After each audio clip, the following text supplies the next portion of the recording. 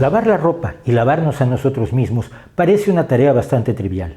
Agua, un poco de jabón o detergente, frotar o remover y la grasa y la suciedad y los desechos se van por el desagüe. De hecho, a veces basta un chorro de agua para quitarnos, por ejemplo, el barro de las manos, dejándolas razonablemente limpias. Pero cuando lo que tratamos de eliminar son grasas, el agua resulta bastante poco útil. El idioma popular, por ello, se refiere a cosas o personas incompatibles como el agua y el aceite. Y aunque tratemos de mezclarlos agitándolos, no conseguiremos disolver el aceite en agua porque es un compuesto de los llamados hidrofóbicos, es decir, que repelen el agua, a diferencia de los que se mezclan con el agua, que se llaman hidrofílicos. Para unirlos necesitamos ayuda, lo que llamamos jabón o alguno de sus parientes cercanos, que son sustancias llamadas surfactantes porque reducen la tensión superficial de los líquidos. Las moléculas de los surfactantes tienen dos extremos, una cabeza hidrofílica y una cola hidrofóbica. Los surfactantes forman diminutas esferas con un exterior hidrofílico y un centro hidrofóbico en el que se atrapan las grasas y aceites para poder ser enjuagados.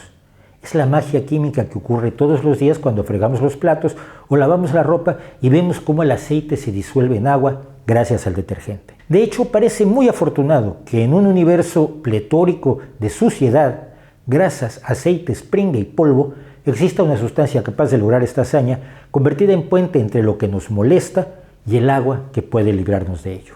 Es de imaginarse que desde el invento de los textiles, o quizá desde que el hombre confeccionó sus primeras prendas con pieles, se buscó la forma de eliminar la suciedad. No tenemos informes de cuál era el equivalente de la lavadora para los hombres antes de la era del bronce. Pero la evidencia más antigua que hemos encontrado hasta ahora, referente al jabón, se halló en unas vasijas de barro babilónicas que datan del 2800 antes de nuestra era, que contenían una sustancia similar al jabón e inscripciones que muestran una receta básica para hacerlo hirviendo grasas con cenizas. No sabemos si los babilónicos usaban el jabón para lavarse o para otros fines, por ejemplo como fijadores del cabello.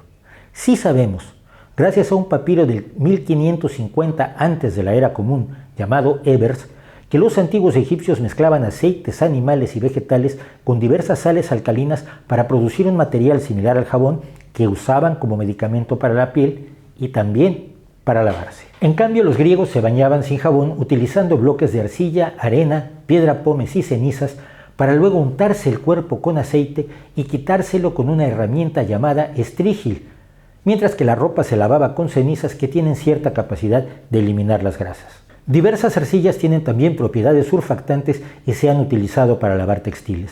En los batanes de tela antiguos se solían utilizar lodos de distintas arcillas para agitar en ellos las telas y enjuagarlas. Al eliminar la arcilla, ésta se llevaba la grasa, la suciedad, los olores y los restos indeseables. Según el historiador Plinio el Viejo, los fenicios del siglo VI antes de la era común hacían jabón con sebo de cabra y cenizas.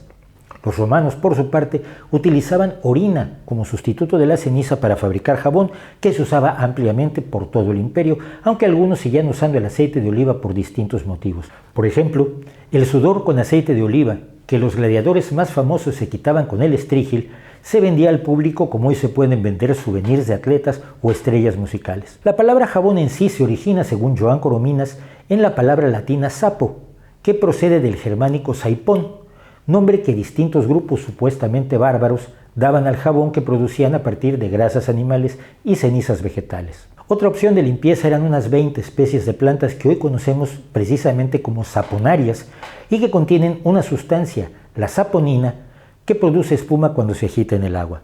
Se han utilizado como jabón o como ingredientes del jabón en distintos momentos de la historia. Pero el jabón era caro y su producción compleja, y hasta fines del siglo XIX no estaba al alcance de las grandes mayorías.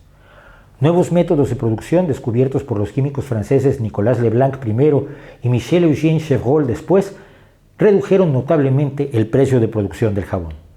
De hecho, Chevreul fue quien explicó la naturaleza química del jabón, que hoy podemos definir como sales de ácidos grasos que se producen debido a un proceso conocido también como saponificación, y que ocurre cuando un aceite o grasa se mezcla con una sustancia fuertemente alcalina como la ceniza o la lejía. Al hervirse juntos, las grasas se descomponen, se separan en ácidos grasos y se combinan con la sustancia alcalina en una reacción química que produce jabón y glicerina.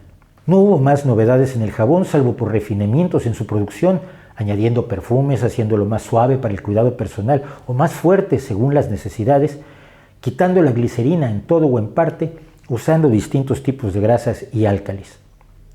Después de la Primera Guerra Mundial, la escasez de grasas utilizadas para fabricar jabón en Alemania estimuló la creación en 1916 de los detergentes artificiales comerciales, sobre los cuales se había estado experimentando desde mediados del siglo XIX en Francia. El detergente, como todo nuevo desarrollo, tiene sus desventajas. Desde que se generalizó su uso en la década de 1940, se convirtió en un problema ecológico relevante, principalmente porque sus componentes permanecían en el medio ambiente. A partir de la década de 1970, surgieron los detergentes biodegradables que resolvían parte del problema, pero causaban otros debido a la presencia de fosfatos. Actualmente empiezan a extenderse los detergentes sin fosfatos, más amables con el medio ambiente. Todo el que haya tratado de fregar platos o ducharse con agua fría sabe que los jabones y detergentes funcionan mejor con agua caliente. Esto se debe a que la alta temperatura funde las grasas y aceites, ayudando a despegarlas del sustrato. Sin embargo, en los últimos años se han desarrollado detergentes que funcionan perfectamente con agua fría y en lugares como Japón son los más comunes. Pero su aceptación ha sido lenta porque en nuestra cabeza seguimos convencidos de que con agua caliente se lava mejor.